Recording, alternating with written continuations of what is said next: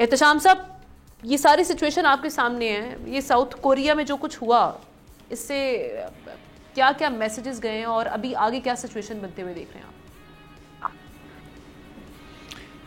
دیکھیں ہم نا یہ ساؤتھ کوریا کے صدر اور ان کی پارٹی جو ہے نا 2022 میں یہ اقتدار میں آئے تھے اور بڑی فرجائل قسم کی نیرو مارجن سے جس کو کہنا چاہیے ان کی حکومت بنی تھی. اس وقت سے لے کے ان پہ شدید طرح کے دباؤ ہیں سیاسی طور پہ بھی، اور پھر اسکینڈلوں کی نظر ہو چکی ہے ان کی حکومت بھی، ان کے لوگ بھی.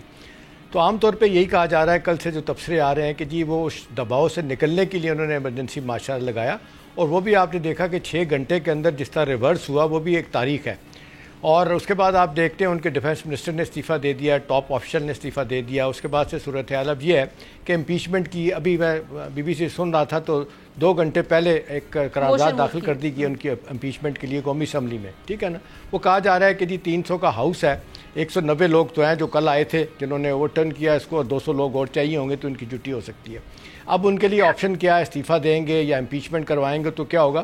تو دیکھیں ہم نا سب سے اہم بات یہ ہے کہ ساؤتھ کوریا ماننا پڑے گا ایشیا کا ایک بڑا سٹرونگ اکنامیکلی اور ملیٹریلی جس طرح الائنس ہے ویسٹ کا، اس کی ایک بڑی اہمیت بھی ہے. اب دیکھیں جس طریقے سے ان کی ٹرانزیشن 87 میں ہوئی جس کا آپ نے بھی ذکر کیا، اس کے بعد سے ماشاء اللہ نہیں لگا. اس کے بعد ایک جس کو کہنا چاہیے کہ صدر کے سٹرونگ پاور کے ساتھ ایک حکومت بنتی ہے، لیکن وہاں پہ آپ دیکھ لیں آئے دن ہنگامے رہتے ہیں. بڑی کم ہوتا ہے کہ وہاں پہ کوئی سیاسی جماعت کھڑی ہو سکتی ہے. بنگلہ دیش کی طرح وہاں پہ ہر وقت اسٹوڈنٹ جو ہے نا بڑے متحرک رہتے ہیں. اب سوال یہ کہ انہوں نے کیوں کیا، ڈومیسٹک پریشر سے بچنے کے لیے انہوں نے مارشل لگایا لیکن لینے کے دینے پڑ گئے. اب صورتحال اس وقت یہ ہے کہ وہ اب کدھر جائے گا معاملہ، کیونکہ آپ دیکھ لیں جس انداز سے ان کی بگیسٹ وہ لیبر یونین ہے انہوں نے کنٹری وائڈ اسٹرائک کی کال دے دی ہے. اور اس وقت جس طرح آپ نے دیکھا کہ سارے لوگ وہاں پہ جمع ہے، ساری دنیا کی میڈیا وہاں جمع ہے کہ کیا ہونے جا رہا ہے. تو بظاہر یہ لگتا ہے کہ ان کی امپیچمنٹ ہو سکتی ہے. ان پہ بڑے سیریس نوعیت کے الزامات ہیں، ان کی بیگم پہ بھی. نومبر کے مہینے میں ان کرپشن کے الزامات میں آپ نے دیکھا ہے انہی صدر صاحب نے بڑی معافی بھی مانگی تھی.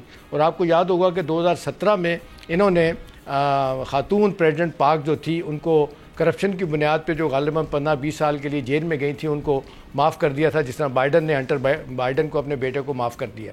یہ صدارتی اختیار ہونے کے سب کچھ کرنا پڑتا ہے اور کیا انہوں نے. اب سوال یہ کہ جو واٹ نیکسٹ. دیکھیں نا جس طریقے سے نارتھ کوریا کا ہوا کھڑا کر کے انہوں نے یہ کام کرنے کی کوشش کی تو وہ کاؤنٹر پروڈکٹیو ثابت ہوئی موو، اور نتیجتاً ساری فورسز سیاسی جو اپوزیشن کی جماعتیں تھیں ان کے خلاف کھڑی ہوگی. پھر لبرل ڈیموکریسیز امریکہ اور یورپ کی طرف سے بڑا اسٹرانگ بیکلیش آیا.